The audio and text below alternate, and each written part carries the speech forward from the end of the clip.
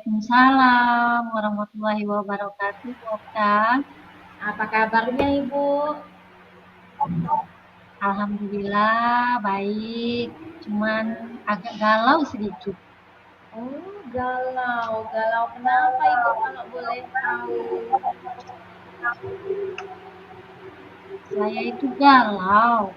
Ada siswa saya yang sudah 3 kali pertemuan ini masuknya terlambat pada proses pembelajaran. Kebetulan pembelajaran saya itu ada di jam pertama.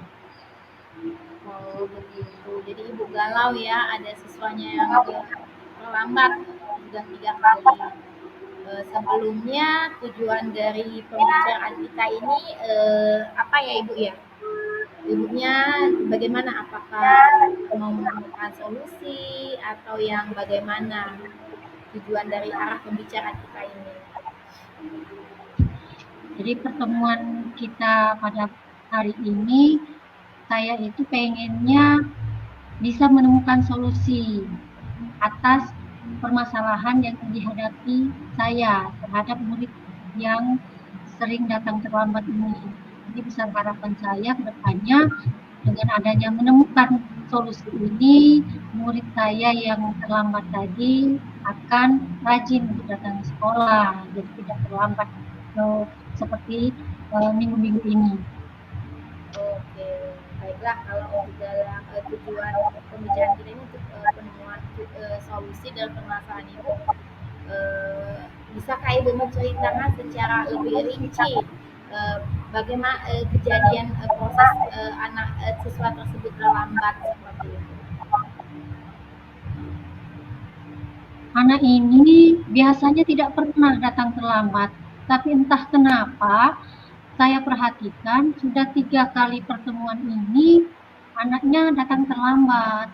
Sempat saya tanyakan ke anaknya kenapa dia datang terlambat, katanya ketinggalan Transbuba. Jadi Transbuba itu alat angkutan umum yang disediakan untuk murid dari rumah ke sekolah, di mana Transmuba ini biasanya beroperasi pukul 7.30. Jadi anak-anak kalau memang mau naik Transmuba itu harus standby di halte atau di pinggir jalan di depan rumahnya sebelum jam tersebut agar tidak ketinggalan Transmuba. Dari situ saya bertanya, kenapa kok bisa ketinggalan Transmuba? Katanya bangunnya kesiangan, Bu. Kesiangan karena malamnya sering main game online. Jadi tidurnya itu tidak pernah selalu di atas jam 12 malam. Karena tidurnya selalu berada di atas jam 12 malam, sehingga pagi-paginya ngantuk. Jadi bangunnya selalu kesiangan dan datang ke sekolahnya juga setelah berada di dalam kelas, anaknya kelihatan kalau masih bawaan ngantuk, tidak fokus selama proses pembelajaran. Oh, seperti itu. Jadi sudah terlambat disebabkan kesiangannya karena main game, tidurnya malam, terus di kelas pun tidak semangat. Nah, dari siswa tersebut yang terlambat, di awalnya itu tindakan Ibu apa? Apakah memberi hukuman atau berupa apa saat siswa tersebut terlambat sebelum diizinkan masuk ke kelas ikut proses pembelajaran? Ketika murid itu datang terlambat, anak itu saya izinkan masuk ke dalam kelas. Namun setelah itu, saya panggil, saya ajak bercerita anaknya, saya tanyakan mengapa bisa terlambat. Nah seperti itu tadi jawabannya. Entah apakah dia berceritanya itu memang hanya karena faktor itu, hanya karena faktor main game saja, dia datang terlambat sehingga menyebabkan mengantuk. Dari situ saya menggali baru sebatas itu yang saya dapatkan, Okta. Oh, gitu. Saya berpikir apakah mungkin ada faktor lain di balik keterlambatan siswa ini. Nah, yang itulah yang belum saya cari, yang belum saya cari secara lebih mendalam. Apakah mungkin karena yang namanya di kampung itu biasanya kadang anak-anak kalau main game tidak hanya di rumah, mungkin ngumpul-ngumpul di rumah temannya, sehingga pulangnya juga larut malam begitu. Dari ibu enggak melakukan percakapan dengan anak tersebut, apakah pernah ibu menyinggung tentang keluarga, keadaan keluarganya, bagaimana di situ? Biasanya kan kalau anaknya terlambat, orang tua itu mengantarkan bu anaknya ke sekolah. Nah, apakah ibu sempat menanyakan ke anak tersebut bagaimana keadaan keluarganya, orang tuanya bagaimana? Apakah mengetahui orang tuanya kalau anaknya ini terlambat saat ke sekolah? Dengan ini sepertinya saya harus mengkonfirmasi ke orang tuanya, apakah benar anaknya tersebut alasan ketidakterlambatannya itu hanya sekedar tidak main game dan tidur yang terlalu malam. Orang tua, kalau memang dia dengan orang tuanya, artinya saya harus bisa mengkomunikasikan ini ke orang tuanya, dengan orang tuanya, untuk secara bersama-sama mengkonfirmasi dan mencari solusi atas permasalahan anak tersebut. Kalau memang anak itu tinggal dengan orang tuanya tadi, saya akan berkolaborasi, akan bila perlu mendatangi rumah anak tersebut untuk melihat apakah memang benar hal tersebut terjadi sesuai apa yang dikatakan oleh anak atau ada hal lain di balik itu. Biasanya sebagian besar murid-murid saya itu orang tuanya memang pekerjaannya itu berkebun biasanya. Jadi pagi-pagi itu sudah keluar dari rumah sebelum subuh.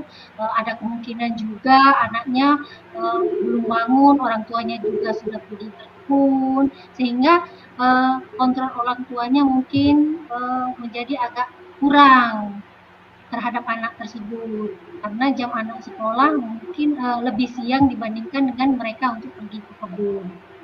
Begitu, Kak. Misalkan ibu ya gini ya, ibu sudah memanggil orang tuanya ya, misalkan di satu sisi orang tuanya tidak mengetahui nih anaknya terlambat, kira-kira bentuk tindakan apa yang akan ibu lakukan? Tadi kan katanya mau kolaborasi nih sama orang tuanya sudah mengatasi anaknya yang terlambat. Nah, kira-kira bentuk tindakan apa yang lebih nyata kolaborasi antara pihak sekolah dan orang tua apabila orang tuanya tidak tahu ya bu ya ini kalau anaknya terlambat seperti itu. Saya akan mencoba mengajak orang tuanya yang pertama sekali mungkin bisa untuk memotivasi anak tersebut bahwa sekolah itu penting. Jadi bangun pagi untuk berangkat ke sekolah itu adalah hal penting agar tidak terlambat ke sekolah. Akan memberikan motivasi, menimbulkan kesadaran diri pada anak tersebut, bahwa untuk menjadi anak yang sukses itu harus memiliki kesadaran tinggi, terutama disiplin, terutama pada disiplin waktu terutama sekali. Jadi agar tidak terlambat, bisa secara berkolaborasi, memberikan motivasi.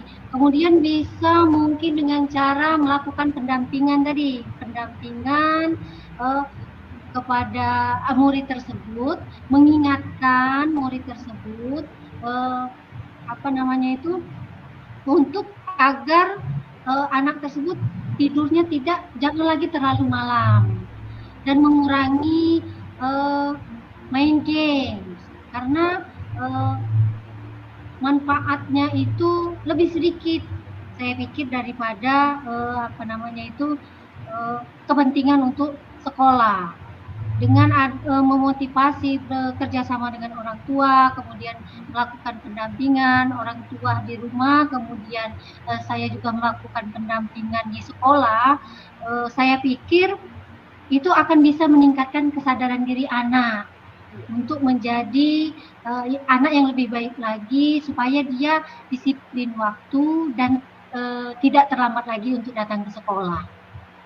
Oke, jadi ibu akan memanggil orang tuanya, kemudian melakukan cross check keadaan keluarga, dan menanyakan kembali apakah orang tuanya mengetahui anaknya sering terlambat, dan melakukan kolaborasi dalam mengatasi si anak yang suka tidur malam dan bermain game sehingga menyebabkan bangun kesiangan dan terlambat ke sekolah. Nah, kira-kira ini ibu ya, kapan ibu mau melaksanakan agenda ibu ini untuk memanggil orang tuanya ke sekolah ini? Kapanlah tepatnya ibu mau melaksanakan rencana yang ibu tadi ucapkan tadi? Rencana yang akan saya lakukan itu akan saya lakukan secepatnya, Bu Okta. Bila perlu besok saya akan mulai untuk mulai untuk memanggil orang tuanya, kemudian mulai berkomunikasi dengan orang tuanya secara bersama-sama berkolaborasi agar mencari solusi yang tepat untuk perbaikan anak ini ke depannya supaya timbul rasa disiplin anak tersebut tidak mengulangi keterlambatan ia datang ke sekolah. Semoga ini akan menjadi hal yang baik, ya hal yang baik ke depannya, tidak mengulang kembali perbuatan anak tersebut sehingga menjadi anak yang rajin sekolah, tidak terlambat seperti keadaan dia sebelumnya. Mungkin itu Bu Okta. Menurut ibu sendiri, seberapa efektifkah solusi yang akan ibu lakukan ini dengan orang tuanya? Apakah berapa persen lah keefektifannya menurut ibu untuk mengubah anak ini menjadi tidak terlambat lagi dengan melakukan kolaborasi dengan orang tua? Saya pikir cukup efektif Bu Okta, mungkin berkisar 95% saya pikir efektif. Karena antara saya sebagai guru, kemudian orang tua yang bisa memantau langsung anaknya dari rumah, kemudian saya sendiri sebagai gurunya juga memantau di sekolah, saling mengingatkan, saling memotivasi, kemudian sama-sama melakukan pendampingan, saya kira cara itu sangat efektif menurut saya. Sekitar 50%. Paling tidak sudah mengubah anak tersebut yang awalnya mungkin masih sering terlambat, berangsur-angsur bisa menghilangkan kebiasaan buruk anak tersebut.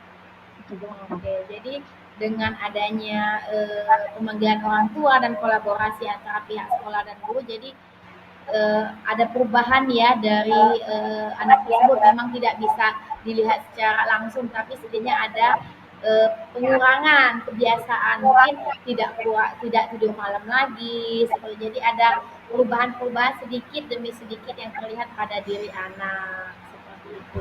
Nah, kira-kira bagaimana nih perasaannya setelah bercerita? Apakah masih ada kegundahan atau kegalauan yang ibu alami? Apakah masih ada?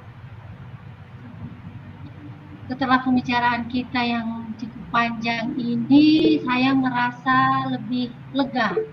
Saya merasa lebih lega karena sudah bisa menemukan solusi bagaimana cara mengatasi permasalahan saya. Terima kasih banyak Bu Okta sudah mendengarkan cerita saya. Saya sangat senang bisa berbagi cerita dengan Bu Okta dan menemukan solusi-solusi atas permasalahan saya. Iya, sama-sama Ibu ya. Jadi nanti setelah Ibu melakukan ini, bolehlah Ibu kita bercerita kembali bagaimana hasilnya. Jadi saya pun ingin tahu apakah anak tersebut tidak terlambat. Jadi saya ingin tahu. Jadi kalau memang ada perubahan pada diri anak, mungkin bisa saya terapkan nantinya di tempat sekolah saya seperti itu. Terima kasih Ibu ya sudah mau berbincang, menceritakan kegundahannya kepada saya ya. Terima kasih Ibu Suzana.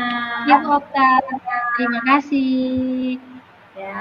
Wassalamualaikum warahmatullahi wabarakatuh. Sampai jumpa secepatnya Ibu ya dengan hasil yang lebih baik lagi. Iya, Okta, siap.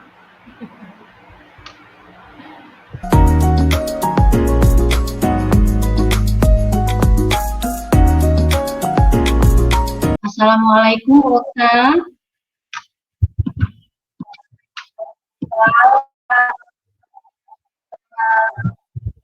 Apa kabarnya hari ini? Alhamdulillah baik. Ibu sendiri bagaimana kabar Ibu? Alhamdulillah, baik juga, Bu Okta. Kemarin Bu Okta sempat WA, katanya hari ini pengen ketemu. Ada yang mau diceritakan? Iya Bu, sebenarnya ada ya, ada yang mengganjal sedikit di hati, terutama saat mengajar. Jadi saya tuh bingung mau cerita sama siapa. Kebetulan saya ingat sama Ibu Suzana. Kebetulan Ibu kan Waka akademik juga, ya kan. Jadi saya ingin berceritalah tentang kegundahan hati saya ini terkait proses pembelajaran yang ada di kelas gitu. Jadi posisi sekarang Bu Okta masih merasa gundah, ada kegundahan, kegalauan tentang proses Iya, pembelajaran. iya seperti itu Bu. Permasalahan saya itu tuh di dalam proses pembelajaran itu tuh, aduh gimana mau bicarakannya. Saya itu sudah semangat Ibu ya mau mengajar, tapi saat di kelas siswanya tiba-tiba nggak respon, kurang aktif. Saat kita berbicara di depan, dia ikut bicara juga di belakang. Jadi kan semangat kita yang mau mengajar ini hilang seperti itu. Itulah Oke, kegunaan saya. jadi Jadi, aduh, hilanglah mood buat ngajar seperti itu. Jadi Bu Okta merasa kehilangan mood tadi karena murid-muridnya tadi ada yang tidak merespon ketika Ibu Okta mengajar. Sebelum pembicaraan kita lanjutkan lebih mendalam, eh, kira-kira akhir dari pembicaraan kita pada siang hari ini yang menjadi harapan atau tujuan Bu Okta setelah pembicaraan kita hari ini apa kira-kira? Kalaupun ada solusi yang dihasilkan dari pembicaraan kita, ya akan saya terapkan dan saya ingin melihat apakah ada perubahan dalam proses pembelajaran yang saya lakukan dan pada diri anak seperti itu. Karena itu sangat mengganggu saat belajar Ibu, seperti itu. Jadi saya mengharapkan apa yang kita obrolkan ini, bicarakan ini ada solusi yang dari permasalahan yang saya hadapi ini, jadi saya bisa terapkan di kelas saya seperti itu. Oke, jadi setelah pembicaraan hari ini, harapan kita supaya dari pembicaraan ini kita bisa menemukan solusi atas permasalahan yang dihadapi Bu Okta supaya kedepannya Bu Okta bisa lebih bersemangat lagi dalam proses pembelajaran. Eh, Bisa tidak Bu Okta menceritakan lebih detail lagi permasalahan pembelajaran yang Ibu Okta hadapi waktu di kelas? Gini Bu ya, saya ngajar seperti biasa, terus saya memberikan materi ya, materi pembelajaran. Materi yang saya berikan itu sudah beragam Ibu. Saya sudah menggunakan media pembelajaran maupun model-model pembelajaran yang saya pikir bisa meningkatkan minat dan keaktifan siswa-siswa saat belajar, tapi nyatanya memang tidak. Saya itu sudah menggunakan penyampaian materi dengan bahasa yang lugas, ceria di depan kelas, bahkan dengan menampilkan PowerPoint seperti itu di dalam kelas, bahkan menampilkan video-video contoh praktek dalam melakukan melakukan olahraga dari materi yang sedang saya praktekkan seperti itu. Nah, jadi memang ada beberapa siswa di kelas itu semangat mengikuti proses belajar, tapi ada satu dua orang anak yang bisa disebut pengganggu lah ya, anak bandel di kelas. Jadi saat ngajar dia sibuk cerita sama kawannya, Saat ngajar lagi dia sibuk keluar masuk, izin ke WC, nggak taunya ke kantin, terus sibuk colek-colek kawan. Jadi kawan-kawan yang lain terganggu saat belajar seperti itu. Oh, jadi seperti itu ya Bu Okta ya. Jadi ada memang beberapa anak ya dalam proses pembelajaran yang terjadi itu eh, tidak respon, kurang aktif, bahkan berpengaruh mengganggu teman-temannya yang lain, sehingga Iya, akan mempengaruhi proses pembelajaran ya yang terjadi di dalam kelas. Eh, Menurut pengamatan Bu Okta, eh, kira-kira penyebab apa yang membuat murid-murid Bu Okta itu berlaku demikian, memiliki perilaku demikian, seperti yang tadi kurang semangat, tidak respon, atau mengganggu teman-teman yang lain. Berdasarkan pengamatan Bu Okta, kira-kira apalah penyebabnya? kalau asumsi saya Ibu ya, siswa tersebut itu bosen kayaknya dengan terus media atau materi yang disampaikan itu mungkin kurang menarik bagi dia. Memang terkadang pada materi tertentu anak itu aktif, tapi di materi yang lain itu nggak aktif, cenderung yang mengganggu temannya. Saya rasa materi dan cara penyampaiannya itu kurang menarik minat si anak.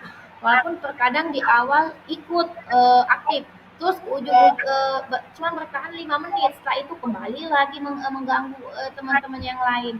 Jadi saya rasa anak tersebut tuh kurang menarik dari materi yang disampaikan maupun media yang digunakan. Saya rasa seperti itu, Ibu.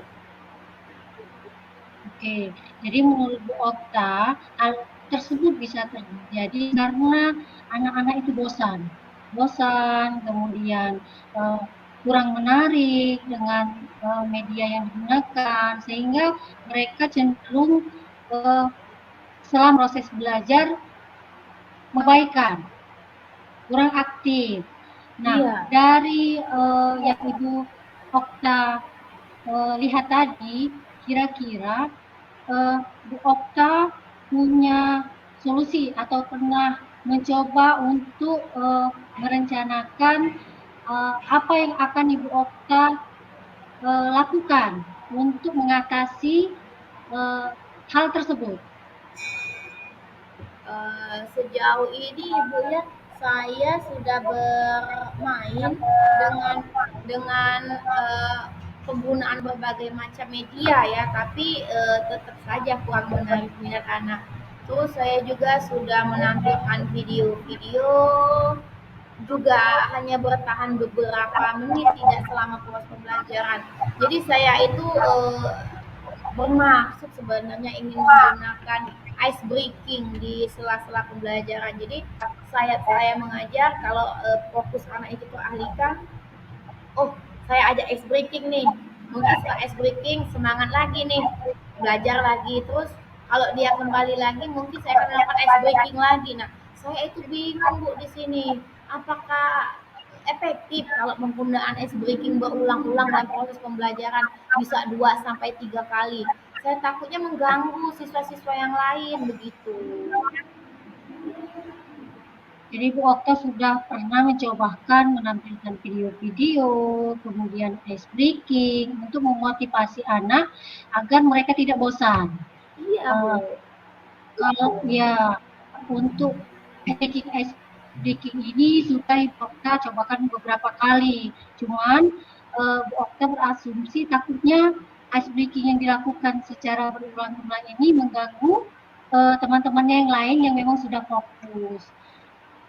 Kira Bu Okta kan sudah tadi menggunakan video-video, ice breaking. Selain itu, adakah model lain yang menurut Bu Okta bisa juga digunakan selain penggunaan video, ice breaking, untuk membangkitkan lagi semangat dan fokus anak dalam proses pembelajaran? Gini Bu ya, saya itu melihat ya karakter si anak tersebut, dia itu tipe anak yang kinestetik, sukanya bergerak gitu. Soalnya di kelas itu suka pulang Ya, kilir, ganggu temennya ke sana, alasan pinjam titik, ke sini lagi pinjam pena, pinjam buku, lupa bawa buku. Jadi saya lihat anak itu tipe-tipe yang kinestetik. Jadi saat praktek di lapangan anak itu memang semangat, tapi saat proses pembelajaran di kelas itu yang kurang. Jadi dengan tipe si anak berdasarkan yang si anak itu kinestetik yang sukanya bergerak, saya itu pinginnya mencoba games itu. Jadi materi-materinya itu dimasukkan ke dalam berupa games seperti itu. Misalnya Bu ya. Jadi PPT yang sudah saya tampilkan itu maksud saya ingin saya gunting-gunting. Nanti digunting-gunting itu dalam bentuk puzzle. Jadi si anak tersebut bisa dari yang digunting tadi menyusun puzzle itu. Setelah kan saat dia mencocokkan puzzle, menyusun puzzle kan pasti membaca, oh ini tentang apa, oh ini tentang apa gitu. Jadi setidaknya bisa memfokuskan mereka saat membaca itu tersampaikanlah informasi dalam pembelajaran itu sedikit. Saya ingin mencobakan game yang seperti itu. Gamesnya itu tidak hanya berbentuk puzzle, mungkin nanti saya putar kembali memikirkan yang lain tetap dalam posisi games seperti itu. Tapi mungkin yang pertama saya cobakan games dengan puzzle. Mungkin di pertemuan selanjutnya games dengan menemukan kartu, mungkin yang akan saya sembunyikan di dalam kelas seperti itu.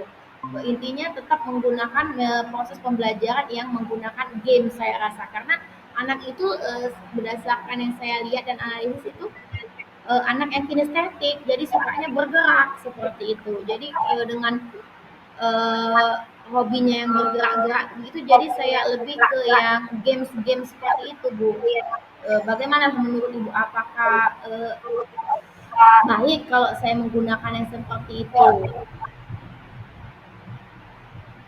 Ide Bu Okta saya kira ya cukup bagus sekali Bu Okta. Jadi Bu Okta bisa apa namanya itu uh, menggunakan berbagai macam cara tadi. Selain ice breaking, video, bisa menggunakan game-game seperti yang Ibu Okta jelaskan tadi, sehingga bisa membangkitkan semangat anak, terutama anak-anak yang memang uh, proses pembelajarannya secara kinestetik tadi. Menurut saya itu sudah luar biasa Bu Okta. Solusi Bu Okta itu sudah luar biasa sekali menurut saya. Uh, Kira-kira solusi atau apa namanya itu rencana yang akan Ibu Okta lakukan memvariasikan metode-metode dalam proses pembelajaran ini, rencana Bu Okta itu akan dilaksanakan mulai kapan kira-kira? Saya rasa secepatnya Ibu ya, kebetulan proses pembelajaran saya itu setiap Senin Ibu ya, jadi Senin depan nanti bisa langsung saya praktekkan seperti jadi saya ingin melihat juga keberhasilannya dalam melihat keaktifan dan fokus anak tersebut saat proses pembelajaran. Secepatnya, kalaupun memang ini sukses, selanjutnya mungkin saya akan terus menerapkan proses pembelajaran berbasis game. Jadi gamesnya tidak hanya berbentuk puzzle saja. Jadi minggu ini mungkin puzzle, minggu depan mungkin yang lain, tapi tetap dengan bertema game seperti itu. Jadi materi yang disampaikan itu bisa tersampai sama anak tersebut begitu. Oke, oke. Jadi rencana strategi yang akan Ibu Okta lakukan akan Ibu Okta mulai di minggu depan supaya Ibu Okta bisa melihat apakah dengan menggunakan variasi model pembelajaran seperti itu nanti bisa meningkatkan semangat belajar kembali anak-anak sehingga anak-anak tidak merasa bosan lagi dalam proses pembelajaran.